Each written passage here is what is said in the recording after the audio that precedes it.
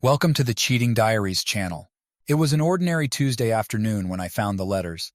The sun was setting, casting a warm orange glow over our quiet suburban street, and I was sifting through the day's mail. Bills, advertisements, and then a plain white envelope with no return address. Curiosity piqued, I tore it open. My heart sank as I read the words inside. "My dearest Jessica," the letter began.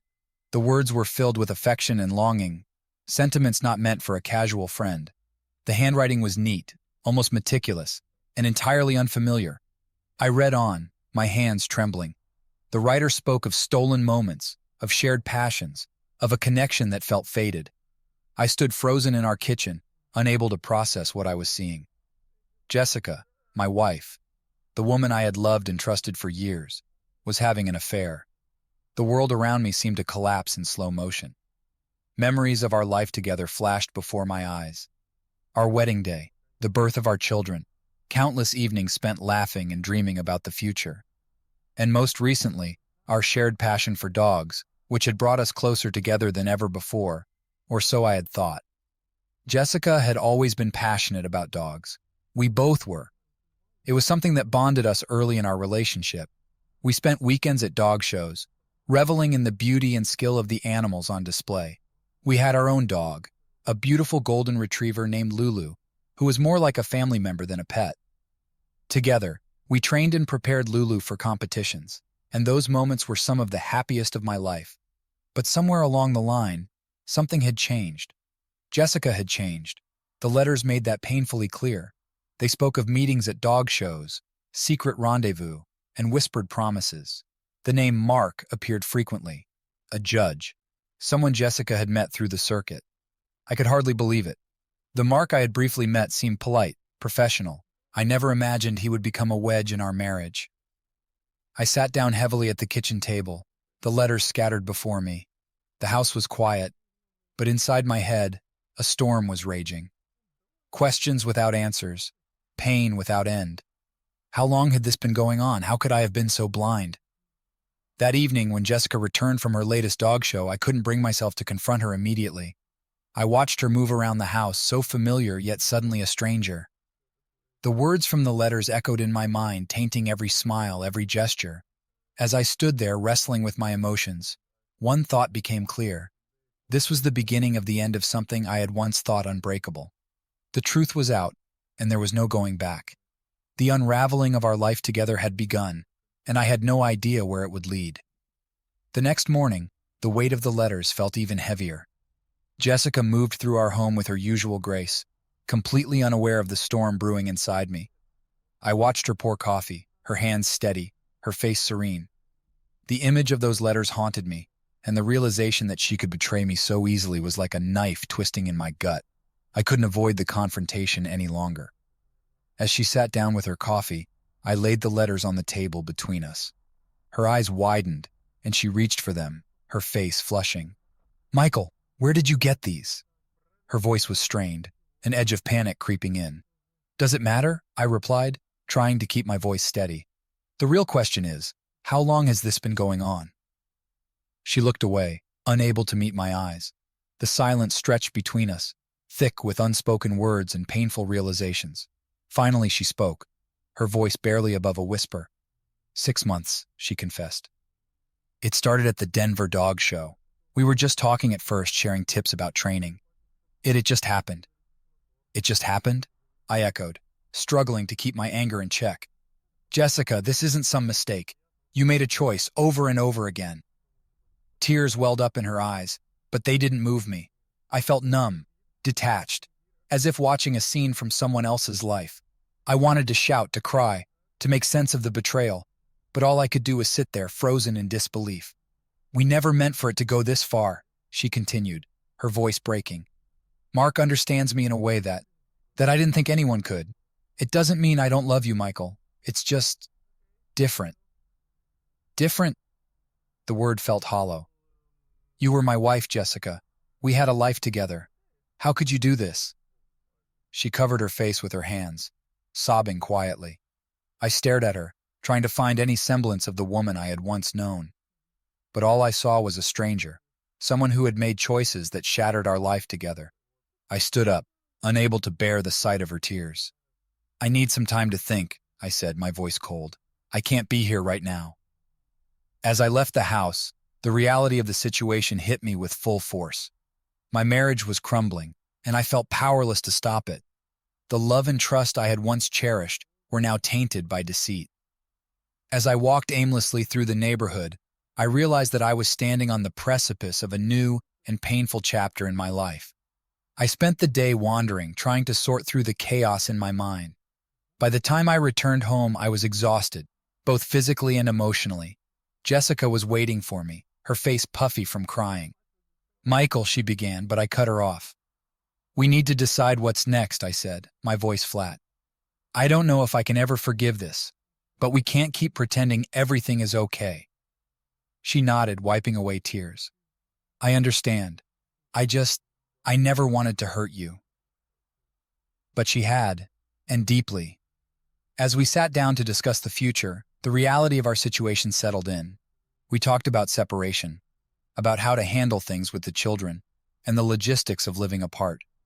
It was surreal, like watching someone else dismantle the life I had worked so hard to build. That night, as I lay in the guest room, I realized that the home we had shared now felt like a prison, filled with memories that only deepened the sense of betrayal. I knew that things would never be the same, and that the road ahead would be long and difficult. But one thing was certain. The life I had known was over, and a new, uncertain future awaited. The days that followed were a blur of cold realizations and difficult conversations. Jessica and I had agreed to tell the children about our separation.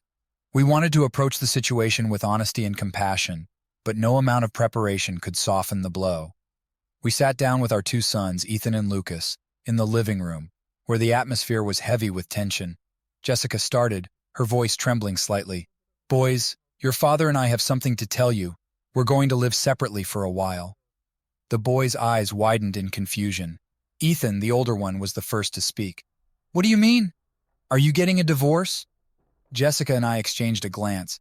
"We don't know yet," I said, trying to sound steady. "We're still figuring things out, but for now, we think it's best if we take some time apart." Lucas, usually so energetic and lively, sat quietly, absorbing the news. "Is it because of something we did?" he finally asked, his voice small and uncertain. "No, sweetheart," Jessica quickly reassured him. "It's not your fault. This is between your father and me. We both love you very much, and that will never change." Their faces crumpled, and they huddled together, trying to process the new reality. It was heartbreaking to see the confusion and hurt in their eyes, knowing that our decisions had irrevocably altered their world. As the days turned into weeks, the logistics of separation consumed much of our energy. I moved into a small apartment nearby, wanting to remain close to the children. We agreed on a custody arrangement that allowed them to spend time with both of us, but the transition was anything but smooth. Each visit was a painful reminder of the life we had lost. Work became my refuge, a place where I could bury myself in tasks and deadlines, pushing away the thoughts of betrayal and loss. I found myself avoiding friends and social gatherings, not ready to face the questions and sympathy that would inevitably come. My coworkers noticed the change, but I kept my explanations vague, not wanting to share the intimate details of my unraveling life. Jessica continued to care for Lulu, our golden retriever, as the bond between them was too strong to sever. Seeing Lulu during my visits to the house was bittersweet. She was a constant reminder of the good times we had shared and the betrayal that had torn us apart. One day, after dropping off the kids, I bumped into Mark. He was coming out of Jessica's house, and the sight of him brought a fresh wave of anger and resentment. He looked uncomfortable, clearly aware of the tension. "Michael," he began, but I cut him off, not wanting to hear whatever platitudes he had prepared. "Save it, Mark," I said, my voice tight with controlled fury. "There's nothing you can say that will make this right." He nodded, his face a mix of guilt and regret. "I understand. I never wanted to hurt anyone." "Well, you did," I snapped. "You've taken everything I cared about and turned it upside down. Just stay away from my kids." As I drove away, my hands gripped the steering wheel tightly, knuckles white with anger. The encounter had only deepened my resolve to move forward, to rebuild my life from the ruins. But it also left me feeling hollow, the weight of betrayal and loss pressing down with relentless force. In the quiet of my new apartment, I often found myself staring at old photos, memories of happier times that felt like they belonged to another life. The house, once filled with laughter and love, was now a symbol of everything that had gone wrong. The pain of Jessica's betrayal was still fresh, a wound that refused to heal. Despite the turmoil, there were moments of clarity, fleeting glimpses of a future where I could find peace. I knew that forgiveness, if it ever came, would take time. For now, I focused on being there for my children, providing them with stability and love in a world that had suddenly become unpredictable. As the seasons changed, so did I. The numbness began to fade, replaced by a determination to move forward. The road ahead was still uncertain, but I was ready to face whatever came next. My life, though forever altered, was not over. There were still new chapters to be written, new beginnings waiting just beyond the horizon. Adjusting to life in my new apartment was more challenging than I had anticipated. The empty rooms echoed with silence, a stark contrast to the lively home I had left behind. I found myself lost in thought, replaying moments from the past and grappling with the reality of my new situation. The weekends without Ethan and Lucas were the hardest, filled with aching loneliness that seemed to magnify every regret and unanswered question. I spent more time at work, throwing myself into projects and late nights at the office. My colleagues noticed my changed demeanor, offering concerned looks and tentative questions. I brushed off their inquiries, not ready to share the full extent of my personal turmoil. One Friday evening, as I sat alone at my desk, my phone buzzed with a message. It was from Jessica. She rarely texted, and when she did, it was usually about the kids. But this time, her message was different. "Michael, can we talk? I think we need to discuss everything properly." My first instinct was to ignore the message, to avoid another painful confrontation. But a part of me knew that we couldn't continue in this limbo forever. We needed closure, a clear path forward, whatever that might be. I agreed to meet her the next day at a nearby cafe, a neutral ground where we could talk openly. The cafe was quiet, a stark contrast to the chaos in my mind. Jessica was already there when I arrived, sitting at a corner table. She looked tired, her face drawn with worry and guilt. As I approached, she offered a tentative smile, but I couldn't bring myself to return it. "Thank you for coming," she said softly as I sat down. I nodded, signaling the waiter for a coffee. "What did you want to talk about?" Jessica took a deep breath, her eyes meeting mine. "I know I've hurt you deeply, and for that, I'm truly sorry. I've had a lot of time to think about everything, and I realize how much I've damaged our family." Her voice cracked, and I felt a pang of sympathy, but I couldn't let it cloud my judgment. "Jessica, I need to understand why," I said, my voice more measured than I felt. "Why did you do it? What were you looking for that I couldn't provide?" She hesitated, looking down at her hands.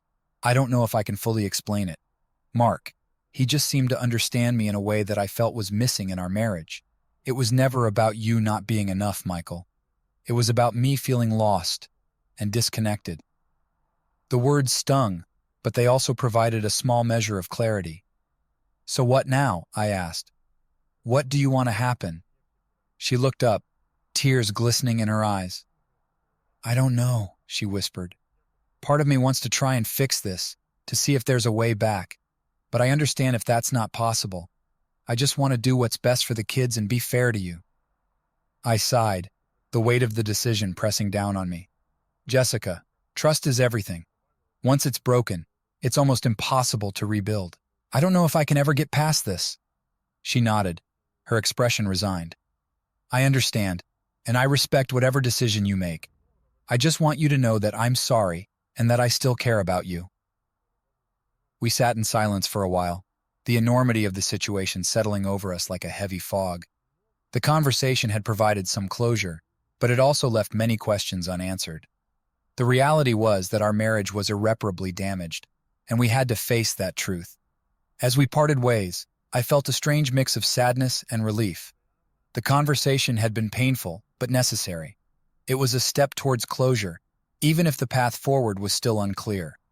In the weeks that followed, Jessica and I continued to navigate the complexities of our separation. We finalized our living arrangements, and I focused on providing stability for Ethan and Lucas. The children were resilient, but the situation was taking its toll on them as well. I began attending therapy, hoping to find a way to process my emotions and make sense of the betrayal. My therapist helped me understand that healing would take time and that I needed to be patient with myself. Slowly, I started to reclaim parts of my life. I reconnected with old friends, took up new hobbies, and even started dating again, albeit cautiously. Each step was a reminder that life goes on, that healing is possible, and that new beginnings can emerge from even the darkest times. Jessica and I maintained a cordial relationship for the sake of the children, but our interactions were distant, marked by a mutual understanding that our paths had diverged irreversibly. The weight of our choices lingered, but with time the pain began to dull, replaced by a quiet acceptance. As I stood on the balcony of my apartment one evening, watching the city lights flicker in the distance, I felt a sense of peace. The road ahead was still uncertain, but I knew I was moving in the right direction. The chapters of my life were still being written, and for the first time in a long while, I felt hopeful about what the future might hold. As the months passed, the initial shock and pain of Jessica's betrayal began to fade. Life settled into a new rhythm, one marked by shared custody, therapy sessions, and gradual steps toward healing. The children adjusted as best they could, and I focused on being a steady presence in their lives, despite the upheaval. Work remained a constant, but I began to find fulfillment in activities outside the office. I joined a local running club, rediscovering a passion for fitness that had been buried under years of routine. The physical exertion was a welcome release, a way to clear my mind and focus on the present. One evening after a run, as I was stretching on a park bench, a woman approached. She had been part of the running group, but we hadn't spoken much before. Her name was Rachel, and she had an easy smile and a calm demeanor that put me at ease. "Hey, Michael, right?" she said, sitting down next to me. "I've seen you around at the runs. You're pretty fast." I smiled, feeling a bit flattered. "Thanks. Just trying to keep up with the group. You run pretty well yourself." We chatted for a while, talking about running, work, and life in general. There was no awkwardness, just a simple, genuine connection. As we parted ways, she suggested grabbing coffee sometime, and I agreed, surprised at how natural it felt. Over the next few weeks, Rachel and I saw each other regularly, first for coffee and then for dinner. She was understanding and empathetic, never pushing for details about my past, but offering a listening ear whenever I wanted to talk. There was a warmth and openness about her that I found refreshing, and being with her felt like a breath of fresh air. Meanwhile, Jessica and I continued to communicate, mostly about the children. Our interactions were civil, even friendly at times, but the intimacy we once shared was gone. We both knew that moving on was the best path for everyone involved, and while it was painful, it was also freeing. One weekend, Rachel invited me to a dog adoption event she was helping organize. She was a volunteer at a local animal shelter, and her enthusiasm for helping animals was infectious. I hesitated at first, memories of Lulu and our life as a family with Jessica flooding back. But I decided to go, curious about this new side of Rachel's life. The event was lively, with people milling about, meeting dogs of all shapes and sizes. Rachel introduced me to some of the volunteers and told me about the shelter's mission. Her passion was evident, and I found myself drawn in, feeling a connection to the cause. As we walked around, a small, shy dog caught my eye. She was a mixed breed, with big, soulful eyes and a timid demeanor. Rachel noticed my interest and smiled. "That's Daisy," she said. "She's been here for a while, waiting for the right home. She's a bit shy, but once she warms up, she's incredibly sweet." I crouched down, offering my hand for Daisy to sniff.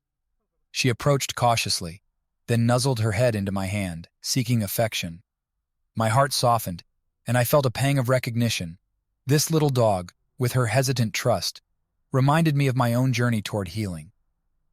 "She needs someone who can be patient with her," Rachel said gently, watching us. "Someone who understands that trust takes time." I looked up at Rachel, and at that moment, I knew what I wanted. "I think I could be that someone," I said, surprising myself with the certainty in my voice. Rachel's smile widened. "I think you'd be great together." Adopting Daisy felt like a new beginning, a step toward embracing a future that, while uncertain, was full of potential.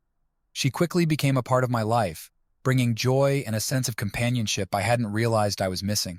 The kids adored her, and having her around brought us closer, giving us something positive to focus on. As the weeks turned into months, my relationship with Rachel deepened.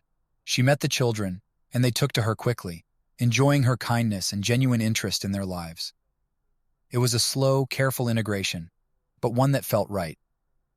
One evening, after a family dinner at my apartment, Rachel and I sat on the couch, watching Daisy play with the kids. The scene was warm, filled with laughter and a sense of peace that I hadn't felt in a long time. "I never imagined this," I said, turning to Rachel. "After everything that happened, I thought I'd never be able to trust or love again." Rachel took my hand, her eyes soft with understanding. "It's okay to be afraid, Michael. But look at what you've built, what we've built together. It's real, and it's worth taking the risk for." Her words resonated with me, and I realized she was right. The pain and betrayal of the past were still there, but they no longer defined me. I had found a way to move forward, to open my heart again, and it felt like a triumph. As Daisy curled up at our feet, I looked around the room at my children, at Rachel, and felt a deep sense of gratitude. Life was unpredictable and often difficult, but it was also filled with unexpected joys and new beginnings. The road ahead was still uncertain, but I was ready to face it, with love and hope guiding the way. The following months were a period of growth and healing. Daisy quickly settled into our lives, her once shy demeanor blossoming into a playful and affectionate nature. She became a symbol of our family's resilience and a constant source of joy. My relationship with Rachel continued to deepen, and we started talking about the future. It was a delicate balance given the children and the recent upheaval, but Rachel was patient and understanding. She became a stable presence in our lives, and I found myself increasingly grateful for her kindness and support. One weekend, we decided to take a trip to a nearby national park. It was a chance for all of us to relax and enjoy the outdoors. We packed up the car with picnic supplies, hiking gear, and Daisy's essentials, excited for a day of adventure. The park was beautiful, with trails winding through dense forests and leading to breathtaking vistas. As we hiked, the kids ran ahead, laughing and chasing after Daisy, who seemed to revel in the freedom of the open space. Rachel and I walked hand in hand, taking in the scenery and enjoying the simple pleasure of being together. At a scenic overlook, we paused to rest and enjoy the view. The children sat on a blanket munching on sandwiches while Daisy explored nearby. Rachel and I sat a little apart, talking quietly about the future. "Do you ever think about what comes next?" Rachel asked, her voice soft but curious. I looked out at the sprawling landscape, feeling the weight of the question. "All the time," I admitted. "It's been a whirlwind, and sometimes it's hard to know what's right. But I do know that I want you in our future." Rachel smiled, her eyes lighting up with warmth. "I want that too, Michael. But I also want to make sure we're doing what's best for everyone, especially the kids." Her thoughtfulness was one of the things I loved most about her. "I agree," I said. "We've come a long way, but I want to be sure they're comfortable and that we're not rushing things." As we sat there, a sense of peace settled over me. The past year's trials have taught me the importance of patience and communication, building trust and nurturing relationships with care. Rachel understood that, and together, we were creating a foundation based on love and respect. Later that evening, as we gathered around a campfire roasting marshmallows, I looked at my children and felt a surge of gratitude. They had been through so much, yet they had shown incredible resilience and adaptability. I knew the journey was far from over, but I felt hopeful about the path we were on. Back home, life continued its steady rhythm. The children adjusted well to the new arrangements, and we made sure to keep their routines as stable as possible. Jessica and I maintained a cooperative relationship, focusing on co-parenting and keeping the children's best interests at heart. One evening, after the kids were asleep, I received a call from Jessica. It was unexpected, and I braced myself for what might come, but her voice was calm, almost reflective. "Michael, I just wanted to thank you," she said, "for how you've handled everything, for being so good with the kids. I know it hasn't been easy." Her words caught me off guard, and I felt a mix of emotions. "Thank you," I replied, unsure of what else to say. "I also wanted to tell you that Mark and I have decided to end things," she continued. It wasn't working, and we both realized that we need to focus on ourselves and the kids. I was surprised by the news, but also relieved. It felt like a closing chapter, a final piece of closure that allowed both of us to move on. "I'm sorry it didn't work out," I said sincerely, "but I'm glad we can keep things amicable for the kids' sake." Jessica agreed, and we ended the conversation on a positive note. It was strange, feeling both the end of something and the beginning of a new understanding. We were no longer the couple we once were, but we were still partners in parenting, and that was something to hold on to. As time went on, Rachel and I continued to build our life together. We discussed the possibility of moving in together, but decided to take things slowly, making sure the children were comfortable and that it was the right step for everyone. We also explored new hobbies and activities as a family, creating new traditions and memories. One such tradition became our regular visits to the animal shelter where Rachel volunteered. We would help out on weekends, playing with the dogs and assisting with events. It was a way to give back and bond as a family, and it brought us all closer together. The children grew fond of Rachel, seeing her as a caring and consistent presence in their lives. I watched with a full heart as they formed their own relationships with her, knowing how important it was for them to feel secure and loved.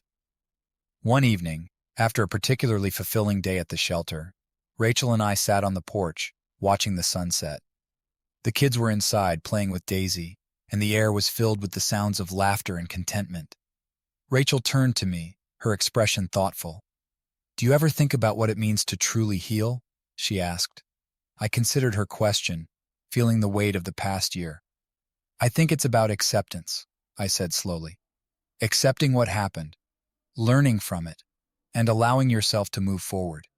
It's not about forgetting or pretending it didn't hurt, but finding a way to live fully despite it." She nodded, her eyes reflecting a quiet strength. "We've all come a long way, and I believe that together we can continue to heal and grow." As I looked into her eyes, I felt a deep sense of connection and love. It was a different kind of love than I'd known before, one tempered by experience and understanding. It was a love built on choice and commitment, on the decision to be there for each other, no matter what. With Rachel by my side, I felt ready to face whatever the future held. The journey had been painful, but it had also been transformative. I had discovered a new resilience within myself, a capacity for love and forgiveness that I hadn't known existed. The road ahead was still uncertain, but it was also filled with promise.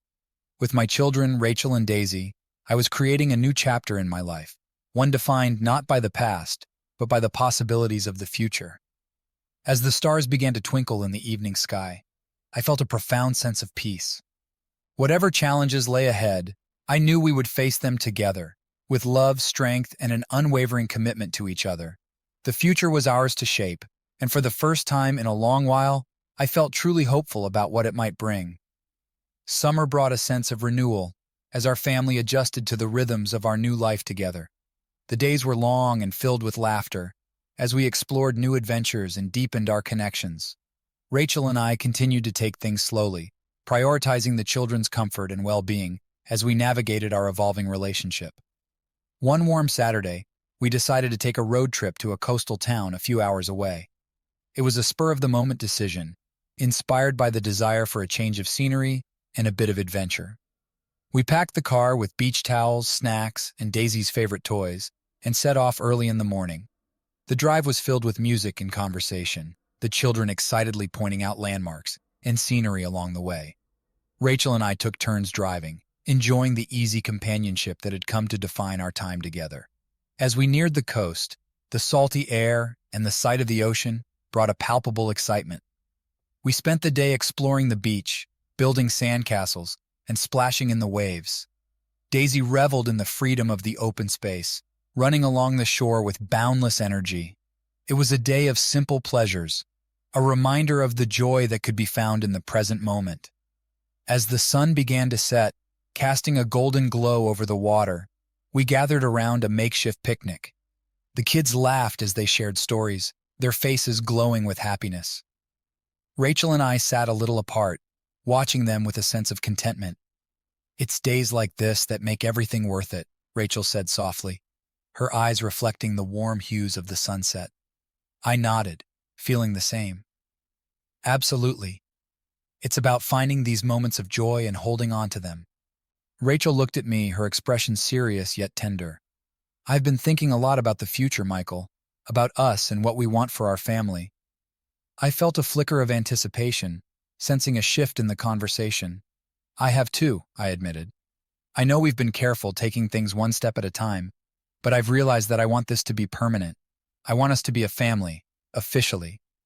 Her eyes softened, and she reached out to take my hand. I feel the same way. I love you, Michael, and I love the kids. I want to be there for all of you, not just as a partner, but as a part of your lives in every sense. The sincerity in her voice touched me deeply. Then let's do it, I said, my voice firm with conviction. Let's build a life together officially. The kids, Daisy, you and me, a real family. We shared a quiet moment, the decision settling over us like a warm blanket. It felt right, a culmination of all the steps we had taken toward healing and rebuilding. We decided to talk to the children about our plans, ensuring they felt included and supported in the transition. As the sky darkened and the stars began to twinkle above, we gathered the kids and shared our news. They listened intently, their faces a mix of curiosity and excitement. So, does this mean Rachel will live with us all the time? Ethan asked, his eyes wide with interest. Yes, I said, smiling at him. We're going to be one family together. What do you think about that? Lucas grinned, looking at Rachel. Does that mean Daisy gets a new mom too? Rachel laughed, her eyes shining. Yes, it does, and I promise to spoil her just as much as you do. The kids cheered, clearly excited about the prospect of a new chapter in our lives. It was a relief to see their enthusiasm, a confirmation that we were making the right choice. The following weeks were a whirlwind of planning and preparation. We found a new house that could accommodate all of us comfortably, a place that felt like a fresh start. The process of moving was hectic, but it was also filled with moments of joy and anticipation. We involved the children in every step, letting them choose their rooms and help with the decor. It was important that they felt a sense of ownership and belonging in our new home. Daisy, ever the curious companion, explored every nook and cranny, quickly settling into her new surroundings. As we unpacked and organized, the house gradually took shape, becoming a reflection of our blended lives. It was a space filled with love and warmth, a testament to the journey we had undertaken together. One evening, after the children were asleep and the house was finally quiet, Rachel and I sat on the porch looking out at the stars. The night was cool, and we wrapped ourselves in a blanket, enjoying the tranquility. Can you believe we're here? Rachel asked, her voice tinged with awe. It feels like a dream sometimes. I know, I agreed, squeezing her hand, but it's real. We've come so far, and I'm so grateful for everything we've built. Rachel leaned her head on my shoulder, her voice soft. I love you, Michael. I love our life together. I love you too, I replied, feeling a deep sense of contentment, and I can't wait to see what the future holds for us. As we sat there, wrapped in each other's arms, I felt a profound sense of peace. Our journey had been challenging and filled with unexpected twists and turns, but it had also brought us to this moment, a place of love, hope, and endless possibilities. The future was bright, and I knew that together we could face anything that came our way. With the stars shining above and the promise of new beginnings before us, I felt deep gratitude for the life we were building. It was a life rooted in love, resilience, and the unwavering belief that no matter what, we would always have each other. And that was more than enough. The move into our new home marked a fresh chapter in our lives. The house quickly filled with the sounds of laughter, the pitter-patter of feet, and the occasional bark from Daisy. Each room was infused with personal touches, making it feel warm and inviting, a true reflection of our blended family. The kids adjusted well, their initial excitement turning into a comfortable routine. They embraced the changes with resilience, finding joy in the new space and the new possibilities it offered. We established new traditions, family movie nights, weekend hikes, and Sunday morning pancakes. These rituals became the foundation of our life together, creating bonds that felt as strong as any we had known before. One weekend, we decided to host a housewarming party, inviting friends, family, and neighbors to share in our happiness. It was a sunny afternoon, and the house buzzed with energy and laughter. The kids ran around the yard with their friends, while the adults mingled, enjoying the food and company. As I stood by the grill, flipping burgers, I felt a hand on my shoulder. Turning, I saw my father, his eyes filled with pride and affection. "You've done well, Michael," he said, his voice warm.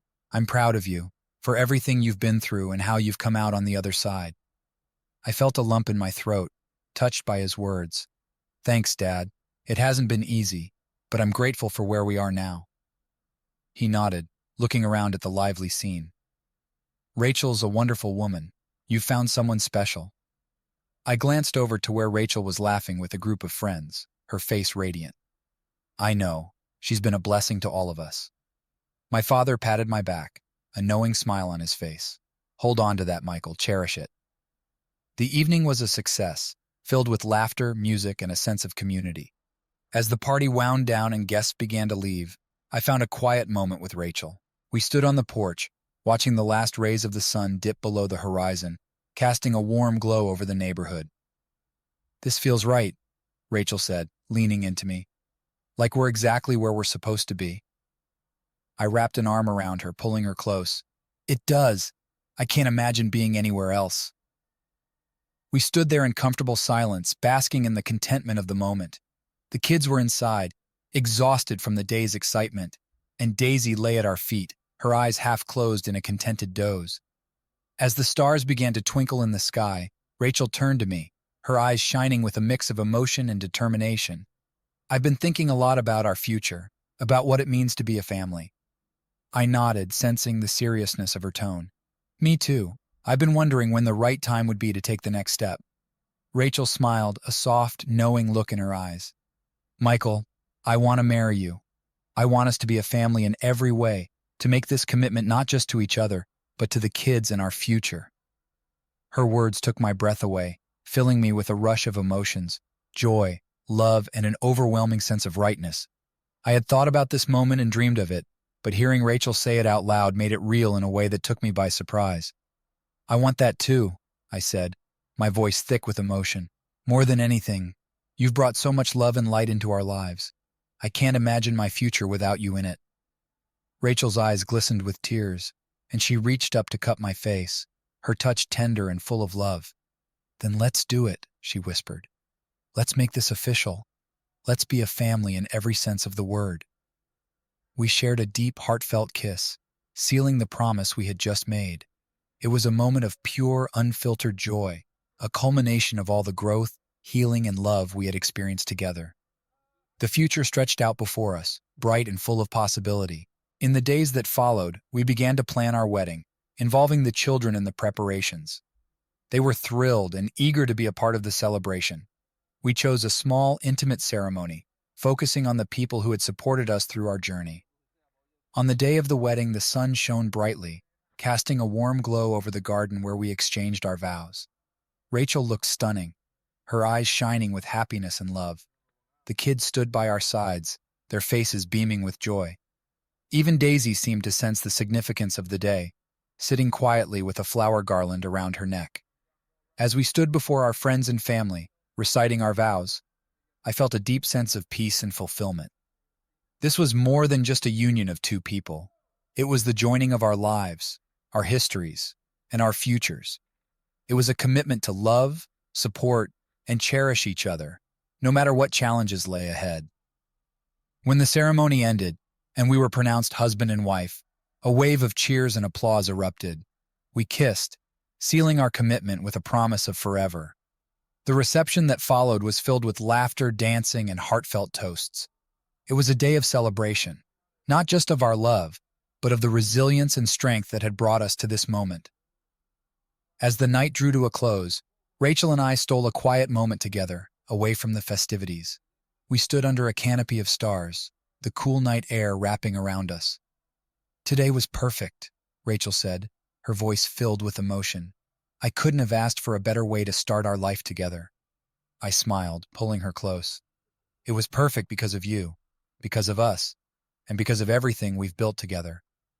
We stood there, holding each other, as the sounds of laughter and music drifted through the air. The journey to this point had been filled with challenges, but it had also been a journey of growth, love, and finding strength in each other. As we looked out into the night, I felt a profound sense of gratitude for the life we had created. It was a life rooted in love, resilience, and an unwavering belief in each other. As we faced the future together, I knew that no matter what came our way, we would always find our way through hand in hand, heart to heart. The first few weeks of married life brought a blend of excitement and adjustment. The kids seemed to settle into the new family dynamic with ease, enjoying the routine and the sense of stability it provided. Rachel officially moving in brought new energy to the household, and the process of blending our lives and routines felt like a natural progression. One morning, as we all gathered around the kitchen table for breakfast, Ethan looked up from his cereal with a thoughtful expression. "So, are we going to change our last names now?" he asked, catching everyone by surprise. Rachel and I exchanged a glance, not having anticipated this question so soon. "That's something we need to discuss," I said carefully. "It's a big decision, and we want to make sure everyone feels comfortable with whatever we decide." The children nodded, seemingly satisfied with the answer, and the conversation moved on. But the question lingered in my mind, highlighting the deeper complexities of blending our families. The issue of last names became a focal point in our discussions over the next few days, as Rachel and I considered the implications and listened to the children's thoughts and feelings. We ultimately decided to hyphenate our last names, creating a new shared identity that honored both our histories. The children were supportive of the decision, understanding that it symbolized our unity and commitment to each other. As we navigated these changes, I found myself reflecting on the journey that had brought us to this point. The challenges and heartbreak we had faced seemed like distant memories, overshadowed by the love and happiness that now filled our days. Rachel and I continued to nurture our relationship, finding joy in the simple pleasures of daily life. We enjoyed quiet evenings on the porch, walks in the park with Daisy, and family game nights that often ended in laughter. It was a life built on a foundation of trust and mutual respect, and each day brought a deeper sense of connection and belonging. One weekend, we decided to tackle a home improvement project together, building a treehouse for the kids. It was something they had been dreaming about for a while, and we wanted to create a special space for them in the backyard.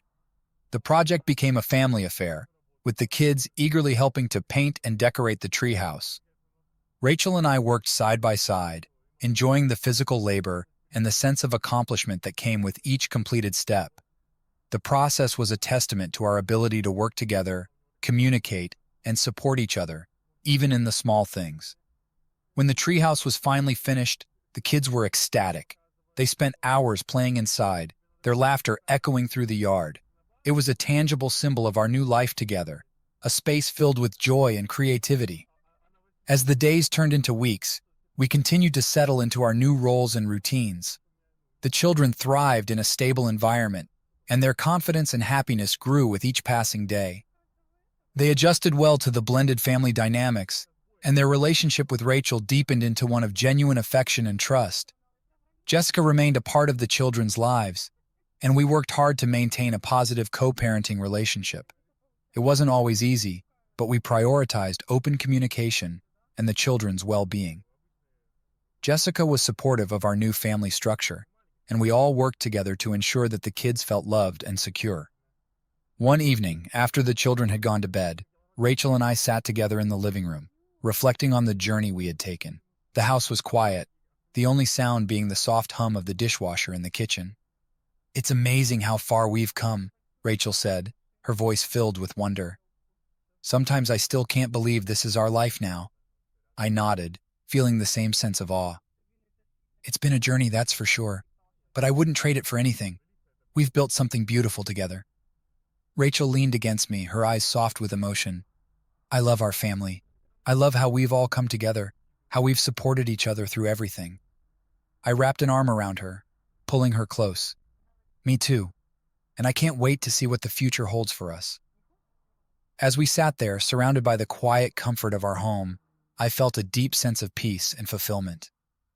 The road to this point had been filled with challenges, but it had also been a journey of growth and love. We had created a life that was rich in meaning and joy, and I knew that together we could face anything that came our way. With Rachel by my side and our children flourishing, the future looked bright and full of promise.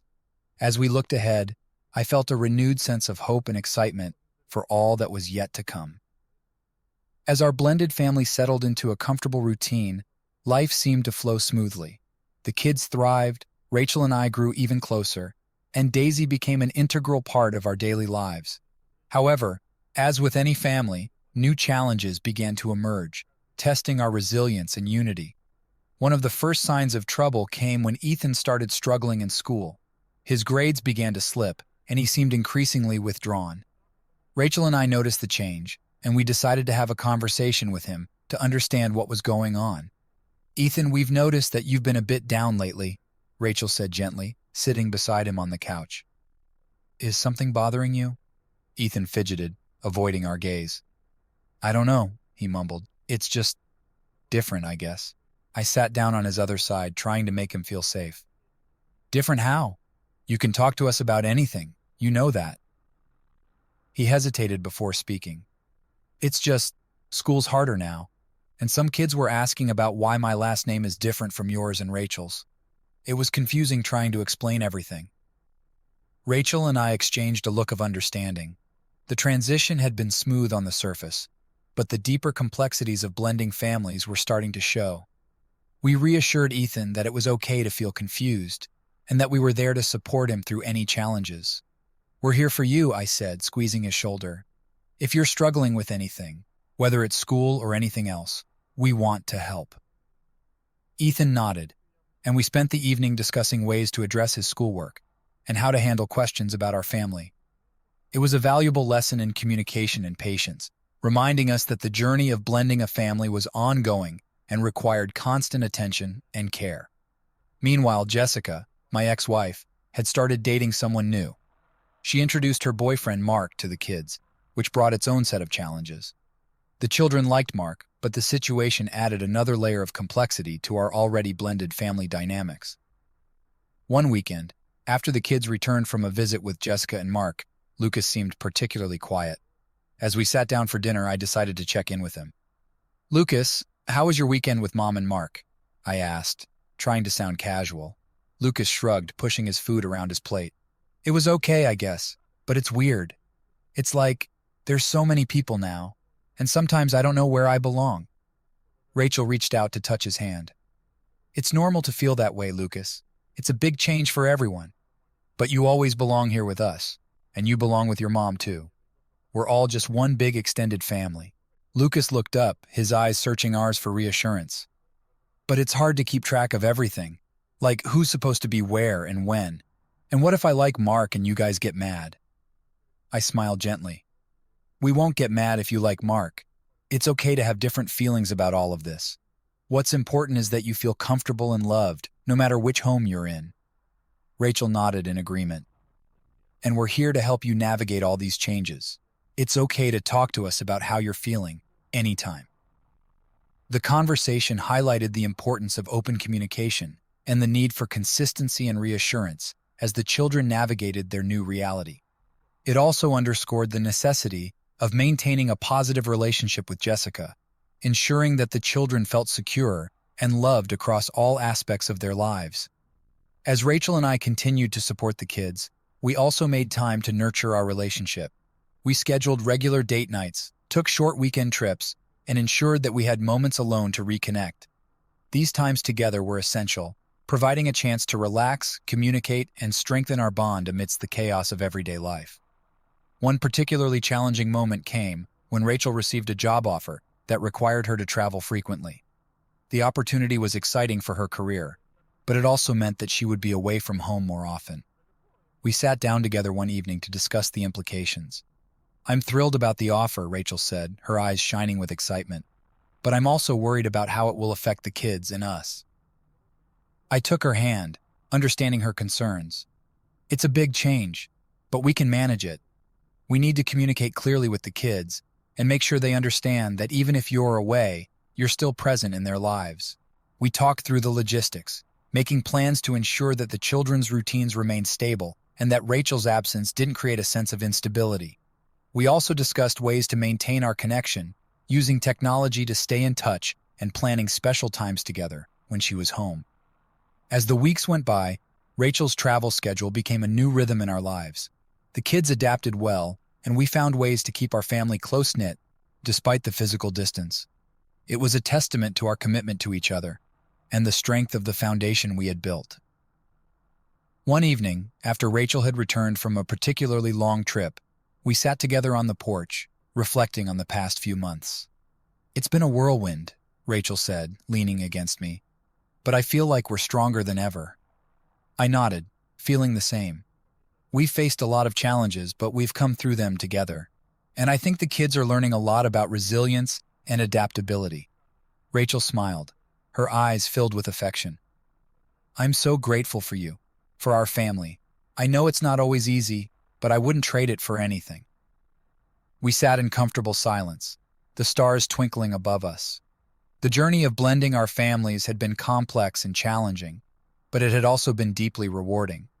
We had built a life filled with love, support, and a shared commitment to each other.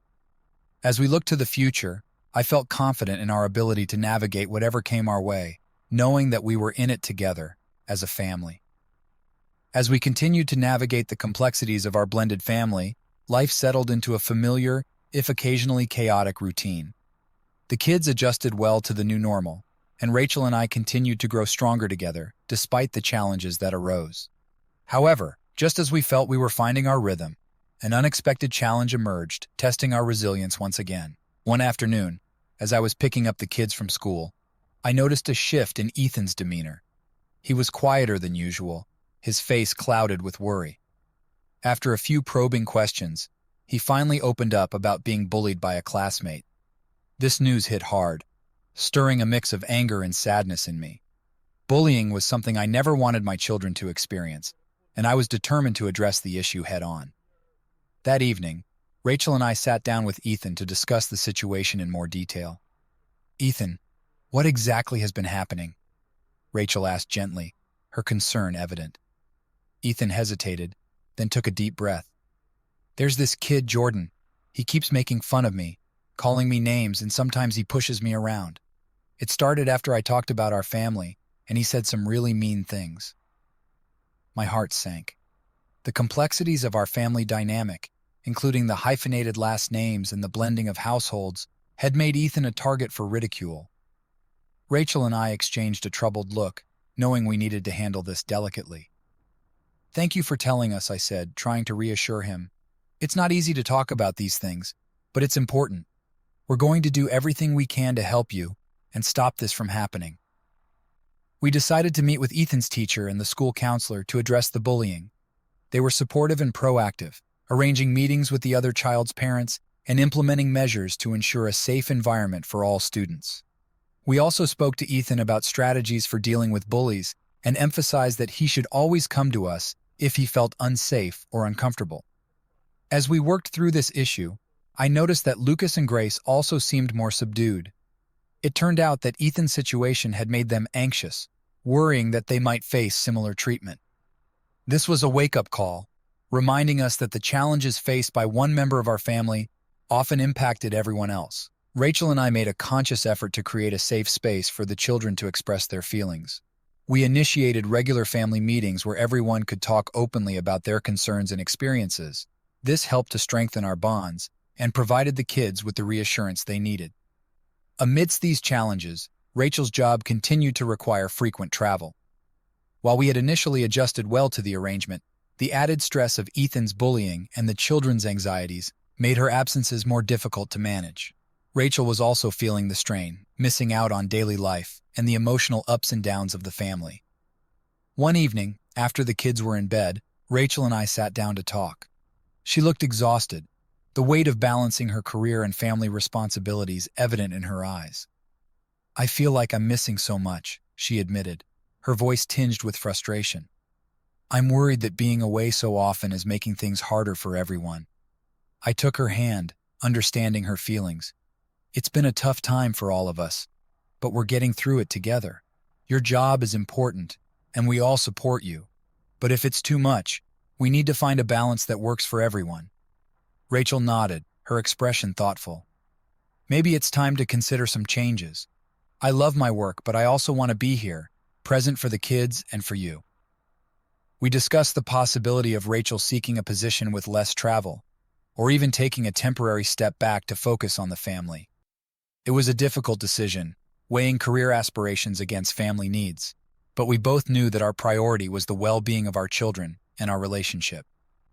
Eventually, Rachel decided to explore job opportunities closer to home, allowing her to be more present in our daily lives.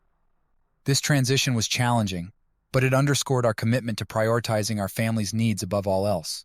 The children were relieved, feeling more secure with Rachel's increased presence, and it helped us all to navigate the difficulties more effectively. As we settled into this new phase, we continued to address the issues of bullying and the children's anxieties. The school responded well to the situation, and we saw improvements in Ethan's confidence and well-being. Our family meetings became a cherished ritual, fostering open communication and strengthening our emotional connections. Throughout these challenges, Rachel and I learned to lean on each other even more. We found solace in our shared commitment to our family and our ability to face difficulties together. It was a reminder that while life would always present obstacles, our love and partnership gave us the strength to overcome them. As we looked ahead, we knew that there would be more challenges to come, but we felt better equipped to handle them. Our journey taught us the importance of resilience, communication, and prioritizing what truly mattered.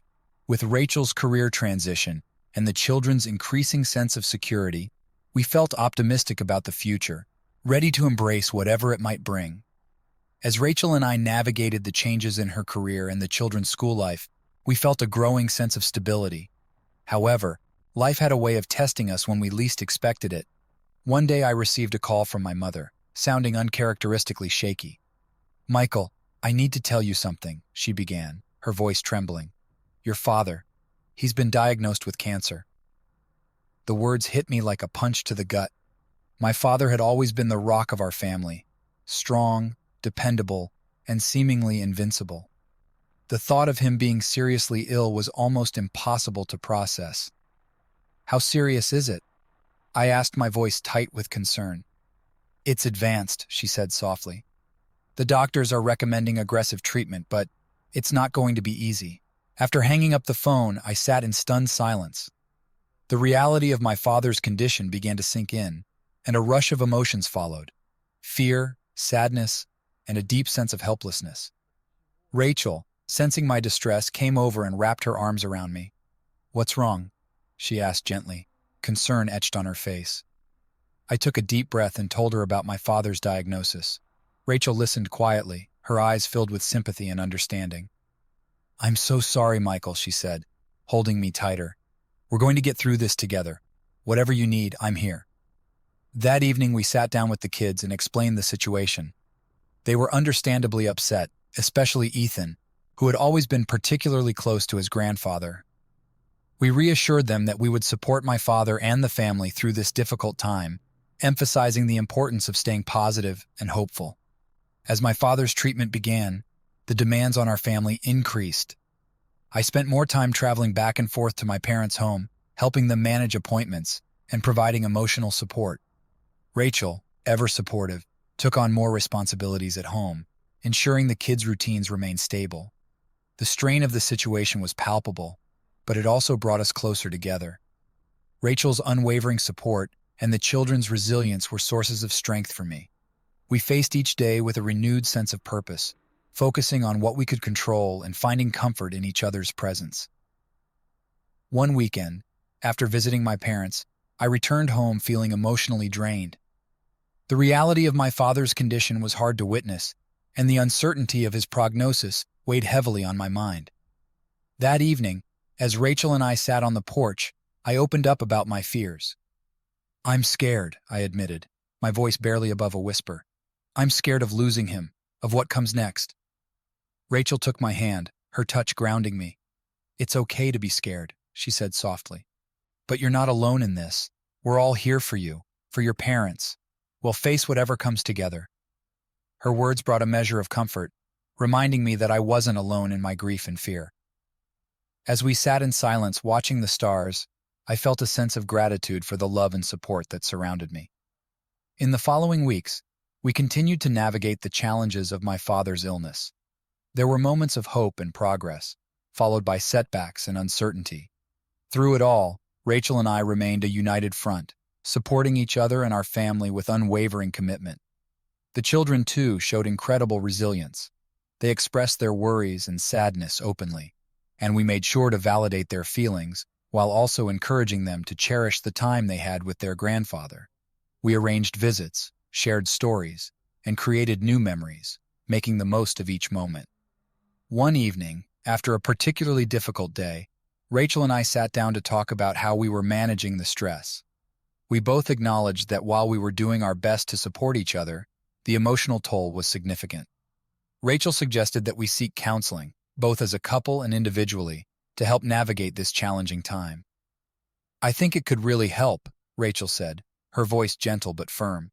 "We've been through so much, and it's okay to ask for support. We don't have to carry this burden alone." I agreed, recognizing the wisdom in her words. We found a counselor who specialized in grief and family dynamics, and the sessions provided a safe space for us to explore our feelings and find ways to cope with the ongoing challenges. The counseling sessions proved to be a turning point. They helped us to process our emotions, communicate more effectively, and find strength in each other. It also provided the children with an outlet to express their fears and sadness, helping them to navigate the emotional complexity of their grandfather's illness. As my father's condition stabilized somewhat, we continued to adapt our lives to accommodate the new reality. We prioritized family time, focusing on the things that truly mattered. We also made plans for the future, discussing how we could support my parents long-term and ensure that they felt cared for. Through this journey, I gained a deeper appreciation for Rachel and our family. Her unwavering support, compassion, and strength were invaluable, and our relationship grew stronger as we faced these challenges together. The children, too, demonstrated remarkable maturity and resilience, reminding us of the power of love and family. As we looked to the future, we knew that more challenges lay ahead. However, we also felt a renewed sense of confidence in our ability to navigate whatever came our way. Together, we faced adversity and emerged stronger, more united, and more committed to each other than ever before. In the end, we realized that life was about embracing both the joys and the sorrows, finding strength in each other, and cherishing the moments that truly mattered. As we continued our journey as a family, we did so with a deep sense of love, gratitude, and hope for the future. The weeks following my father's diagnosis were a whirlwind of emotions and adjustments. We were constantly balancing hospital visits, work, and family responsibilities. Despite the challenges, the experience brought our family closer, teaching us the value of resilience, patience, and the strength of love. One sunny afternoon, as I was driving home from visiting my parents, my phone rang. It was Rachel, her voice filled with a mix of excitement and nervousness. "Michael, I have some news," she began. "It's about my job situation. I had a meeting with my boss today and they offered me a promotion. It's a big opportunity, but it would require me to work more hours and potentially travel more." I felt a mix of pride and concern. Rachel had worked hard and deserved the recognition, but the timing felt challenging given everything happening with my family. "Wow, that's amazing news," I said, trying to match her excitement. "But we need to think about how this will affect us and the kids, especially with everything going on." Rachel sighed. "I know. I want to take it because it's such a great opportunity, but I'm also worried about being away more. We need to figure out what's best for everyone." We agreed to discuss it more when I got home, weighing the pros and cons. That evening, after putting the kids to bed, we sat down to talk. The promotion was a significant step up for Rachel, both in terms of responsibility and salary. However, the increased demands on her time were a real concern. "I want to support you in your career," I said, holding her hand. "But we need to make sure we can handle the extra challenges this might bring, especially now." Rachel nodded, her expression thoughtful. "I agree. Maybe we can look into more support at home, like hiring a part-time nanny or arranging for additional help with the kids in the house. That could give us the flexibility we need." We talked late into the night, discussing various options and how we could manage the increased demands. We also considered the impact on the kids and how we could maintain a stable and supportive environment for them. In the end, Rachel decided to accept the promotion, with the understanding that we would seek additional support to help balance her increased workload. We also committed to prioritizing family time and ensuring that we remained connected despite the new challenges. The next few weeks were a period of adjustment as we settled into our new routine. Rachel's work hours increased, but we made sure to maintain our family rituals, like weekly game nights and Sunday dinners. We also hired a part-time nanny, Marissa, who quickly became a valuable part of our household, helping with the kids and providing extra support during Rachel's absences. Despite the new challenges, we found a rhythm that worked for us. The kids adapted well to the changes, and Rachel's new role brought a sense of accomplishment and fulfillment. We all worked together to ensure that the transition was as smooth as possible, and the support of Marissa proved invaluable in keeping our household running smoothly. During this time, my father's health stabilized somewhat, and we were able to spend more quality time with him. The kids cherished these moments, and we all made an effort to create lasting memories. The experience reminded us of the importance of family and the strength of the bonds that held us together. One evening, as we sat around the dinner table, Rachel looked around at the kids, her eyes shining with pride and love. "I know things have been tough lately, but I'm so proud of all of us for how we've handled everything," she said, her voice filled with emotion. "We've faced so many challenges, but we've done it together, and that means everything to me." Ethan, always perceptive, nodded thoughtfully. "I think we're stronger because of it," he said. "We all help each other, and that's what makes us a family." Grace and Lucas nodded in agreement, their expressions serious yet content. It was a moment of unity and affirmation, a reminder of the strength and resilience that had carried us through the toughest times. As the evening wore on, I found myself reflecting on the journey we had taken. From the early days of our relationship to blending our families and facing the myriad challenges that life had thrown at us, we had grown stronger and more united. We had learned to communicate openly, support each other, and prioritize what truly mattered. Rachel's promotion, while demanding, also brought new opportunities for growth and fulfillment. My father's illness taught us the value of cherishing each moment and the importance of family. Through it all, we had built a life filled with love, support, and resilience. As we continued to navigate the complexities of our lives, we did so with a deep sense of gratitude for the love that bound us together. We knew that there would always be challenges, but we also knew that together we could face anything. Looking ahead, we felt optimistic about the future. We had weathered storms and come out stronger, and we were ready to embrace whatever came next. As a family, we were united by a bond that went beyond words, a bond of love, trust, and shared commitment to each other. And that, we knew, was the greatest strength of all. Be sure to subscribe so you don't miss out on new videos.